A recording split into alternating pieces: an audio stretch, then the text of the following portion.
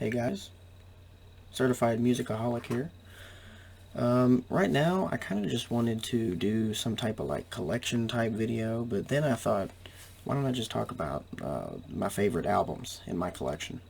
And I have quite a few. It's actually really hard to choose. I have multiple favorites from different bands, but I did narrow it down to I can only choose one for each band, which that was very hard. But so I'm just gonna go ahead and jump right into it. There is absolutely no order to these. They're all interchangeable. I like each one equally, and I find myself listening to these albums quite a bit. So, for the first one, I'm going to start out. I think he's a little underrated. I think, when he's compared to the other three members in his group, he's definitely a little underrated. No, I mean, he may not be as musically talented as they are, but I think he's got a great personality. I think, I don't know, I think he's a pretty good singer, actually. I mean, but of course, I'm talking about Ringo.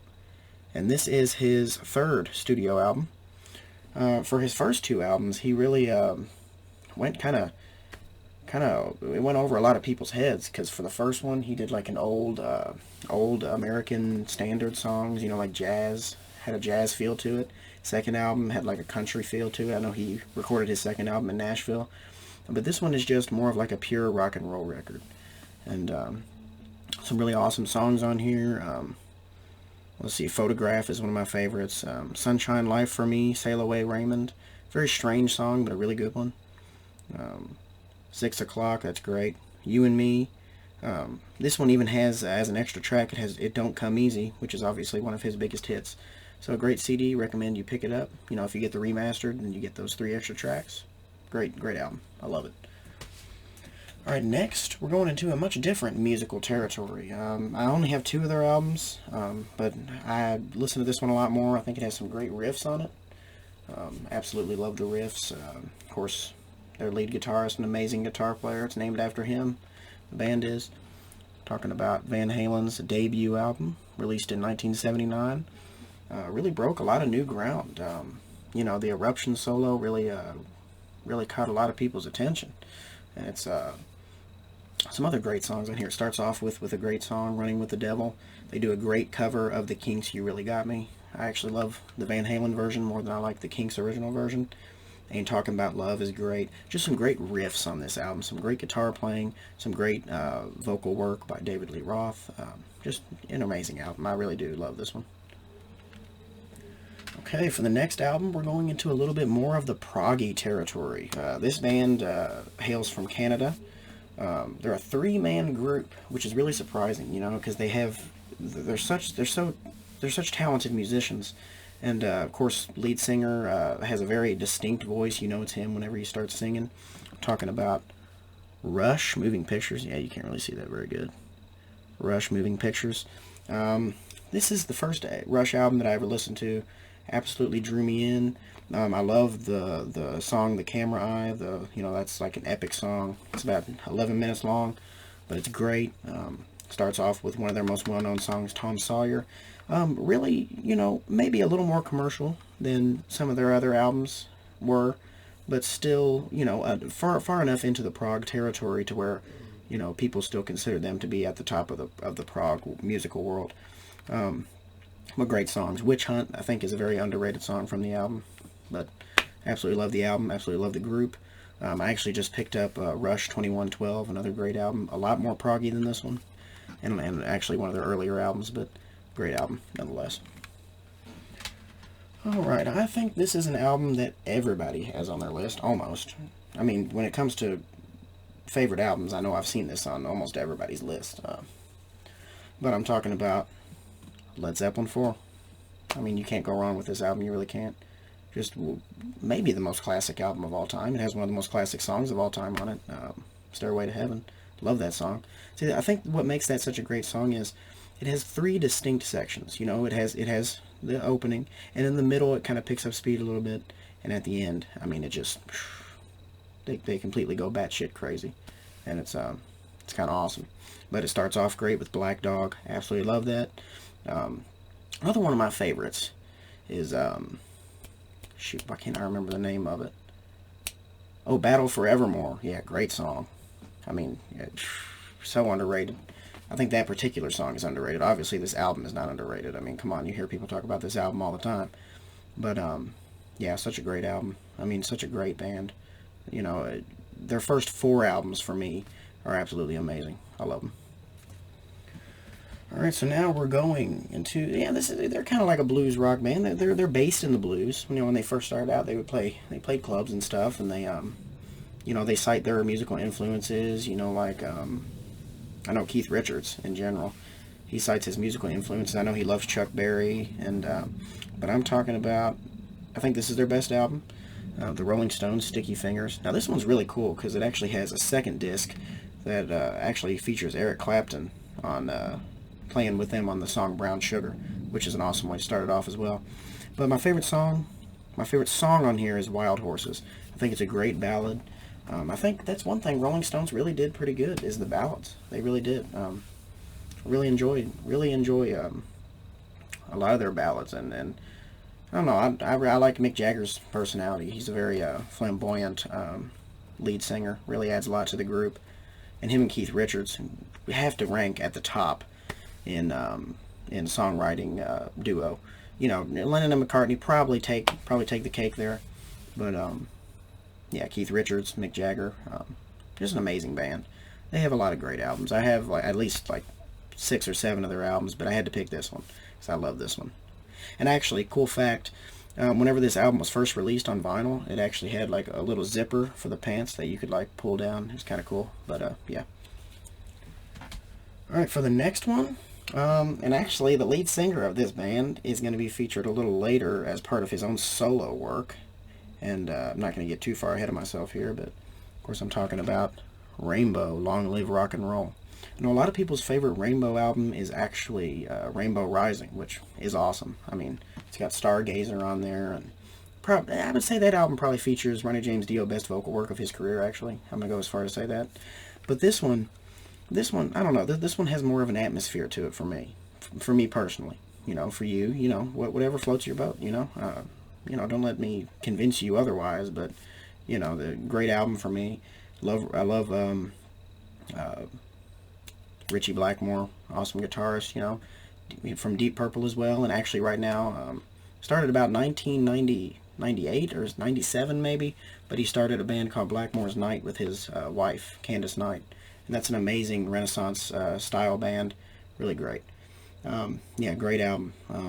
Has an awesome song called Gates of Babylon, which is kind of like the epic. They have at least one epic on each of their songs, and I'd say Gates of Babylon is the best one on here. Absolutely wonderful album. Love it. Alright, we're going into some thrash territory here. I do listen to thrash on occasion. I really do like Metallica, but they're actually not my favorite thrash band. I'd have to go with Megadeth as my favorite thrash band. And of course this is Peace Sells, But Who's Buying? Love the title track on this one. Absolutely love it. I could listen to that one over and over. But actually, that's not my favorite song on here. I think my favorite song is Good Morning / Black Friday. Just an amazing song. I mean, they're all pretty good. You know, there might be a couple little, not as great, but they're all really good. A great thrash metal album. Love the artwork on this one as well. A lot of these albums I love the artwork on. But yeah, so Megadeth, Peace Sells, But Who's Buying? Parental advisory.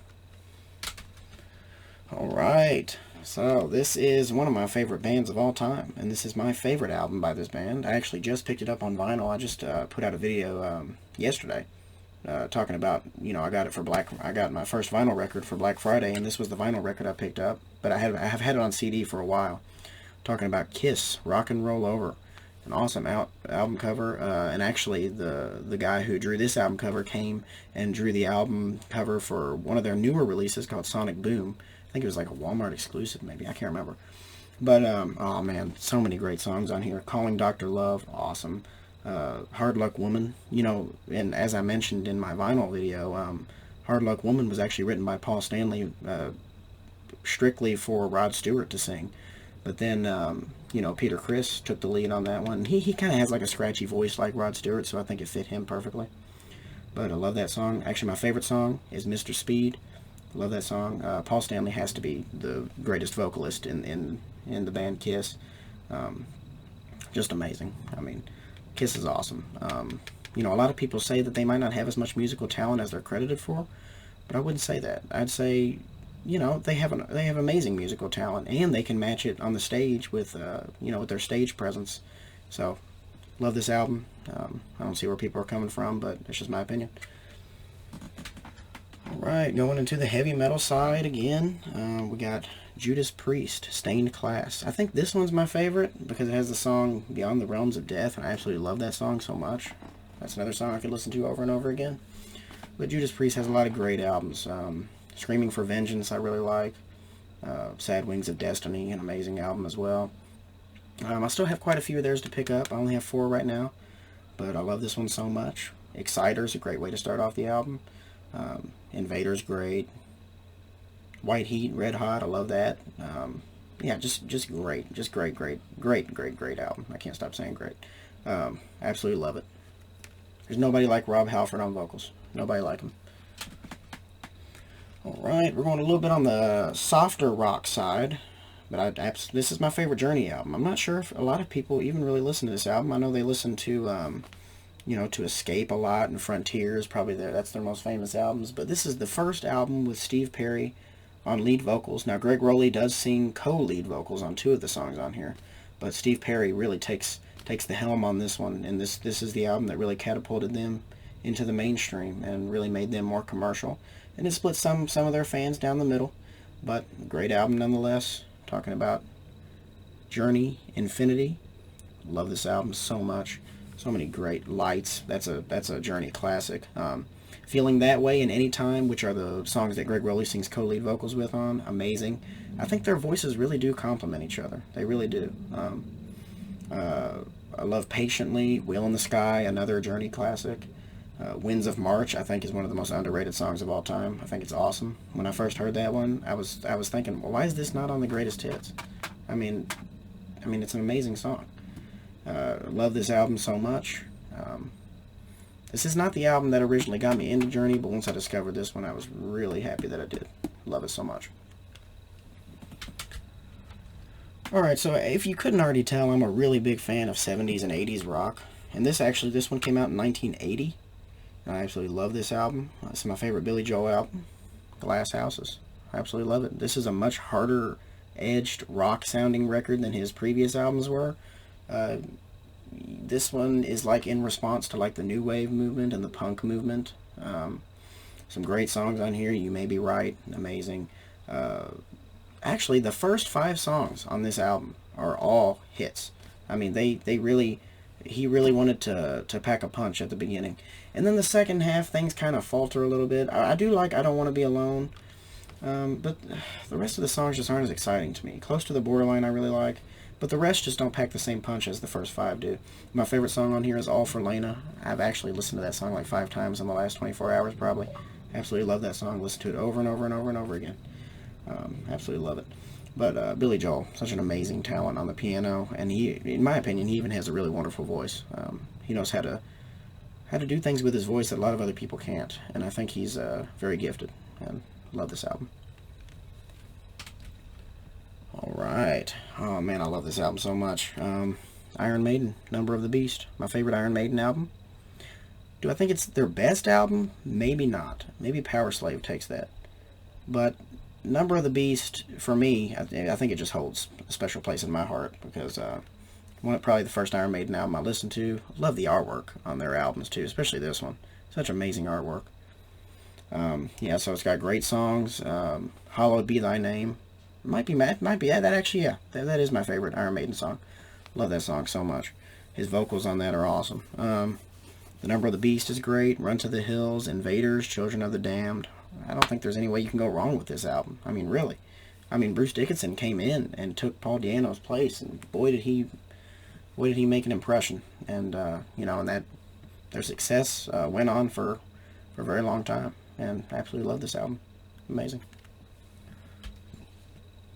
All right. I do love this album. This band actually only released like 6 studio albums, and I think that's including their newest one called Chinese Democracy. But this is my favorite one. It's their debut, Appetite for Destruction. Love it. Absolutely love it. Amazing. what else can I say about it? But I mean, Sweet Child of Mine has a great guitar solo on it, and actually, Slash, I think, actually talks about how he just kind of came up with that one, kind of just, not even really planning it in the studio, and he didn't even think it was that great, but it really is. I think that just shows how talented he is. He thinks that even ones that other people think are great even aren't, but I love it. Some My Michelle's a great song. Paradise City is actually one hit on here I actually don't like. I actually skip over that song whenever it comes on. Not a big fan of that one, but great album nonetheless. This video is running a little bit long, so actually I think I might just go ahead and make this like a part 1, but should be a part 2 up like very soon. I might actually go ahead and record part 2, but thank you so much for watching. As always, if you have any ideas for, I'm starting to try to want to get into the reaction video realm, try to figure that out. I can do like music video reactions and all that kind of stuff. I just got to figure that out. But if you have any suggestions for any videos you'd like me to do, or any album reviews, like some of the ones you just saw, if you want me to do like an official album review video, I can do that. But thank you guys so much for watching. I appreciate all the support, and I hope you guys have a wonderful holiday. And just thanks so much for the support. Catch you on the flip side.